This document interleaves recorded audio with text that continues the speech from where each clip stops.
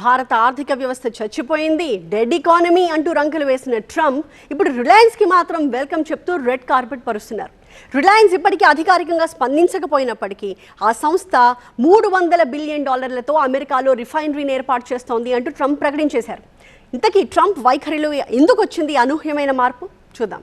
America అధ్యక్షుడు Trump ఏ క్షణంలో ఏ ప్రకటన చేస్తారో ఎవ్వరికీ అర్థం కాదు. తరచుగా అనేక అంశాలపై ట్రంప్ అభిప్రాయాలు మారుతుంటాయి. భారత్ పై కూడా ట్రంప్ వైఖరి అలాగే ఉంటుంది. ఓసారి ఆప్తమిత్రుడని భారత్ను పొగుడుతారు, ఇంకోసారి అమెరికాపై అధిక సుంకాలు విధించే దేశం భారత్ అని నిందిస్తారు. కానీ ఇప్పుడు మాత్రం భారత్కు చెందిన సంస్థ అమెరికాలో $300 బిలియన్ ఆయిల్ రిఫైనరీ నిర్మించడం ఒక గొప్ప విషయమని చెప్తున్నారు. ట్రంప్కు భారత ఆర్థిక వ్యవస్థ అంటే అసూయ లేక చిన్నచూప, ఈ విషయంపై మనకు స్పష్టత లేదు. కానీ భారత్ ది డెడ్ ఎకానమీ అని అప్పట్లో నిందించారు ట్రంప్. భారత ఆర్థిక వ్యవస్థ చచ్చిపోయిందని దారుణమైన వ్యాఖ్యలు చేశారు. కానీ అలాంటి ట్రంప్ కు ఇప్పుడు భారత్ నుంచి పెట్టుబడులే దిక్కవుతున్నాయి. రిలయన్స్ సంస్థ అమెరికాలోని బ్రౌన్స్విల్లేలో 50 సంవత్సరాల్లో మొదటి కొత్త చమురు శుద్ధి కర్మాగారాన్ని ప్రారంభిస్తోందని ప్రకటించడానికి నేను గర్వపడుతున్నాను అని ట్రంప్ మంగళవారం ట్రూత్ సోషల్లో పోస్టులో తెలిపారు. రిఫైనరీతో రిలయన్స్ ఒప్పందం కుదుర్చుకున్నట్టుగా ట్రంప్ పేర్కొన్నారు. ప్రాజెక్టు కోసం రిలయన్స్ భారీగా పెట్టుబడులు పెట్టి ఆర్థిక సాయం అందిస్తుందని కూడా ప్రకటించారు.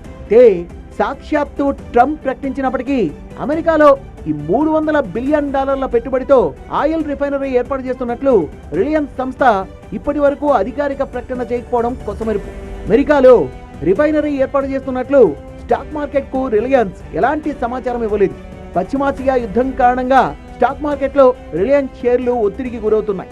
ఈ సమయంలో అంత పెద్ద ఇన్వెస్ట్మెంట్ పెద్ద సాహసంగానే చెప్పుకోవాలి. అంతేకాదు రిలయన్స్ సంస్థ పట్ల ట్రంప్ వైఖరి కూడా మారిపోయింది.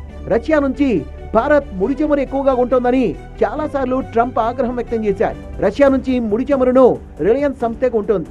రిలయన్స్ తీరుపై కూడా గతంలో ట్రంప్ తీవ్ర ఆగ్రహం వ్యక్తం చేశారు.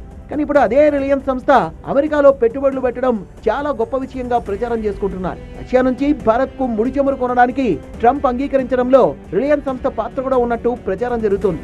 ట్రంప్ అనుకున్న రీతిలో భారత ఆర్థిక వ్యవస్థ లేదు, చాలా బలంగా ఉంది. ఎన్నో సంక్షోభాలను తట్టుకొని ఇండియన్ ఎకానమీ నిలబడుతోంది. భారత్లోనే కాదు అమెరికాలో కూడా రికార్డు స్థాయి పెట్టుబడులు పెట్టడానికి మన కంపెనీలు సిద్ధమవుతున్నాయి.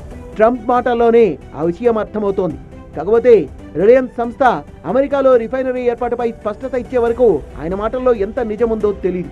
రిలయన్స్ సంస్థ విలువ ప్రస్తుతం $118 బిలియన్ అని అంటున్నారు. అమెరికాలో $300 బిలియన్ పెట్టుబడులకు ఓ వ్యూహం ప్రకారం రిలయన్స్ ముందుకు వెళ్తున్నట్టు సమాచారం. మరికొన్ని సంస్థల భాగస్వామ్యంతో టెక్సాస్ లో ఆయిల్ రిఫైనరీ నిర్మించేందుకు రిలయన్స్ సంస్థ కసరత్తు చేస్తోంది.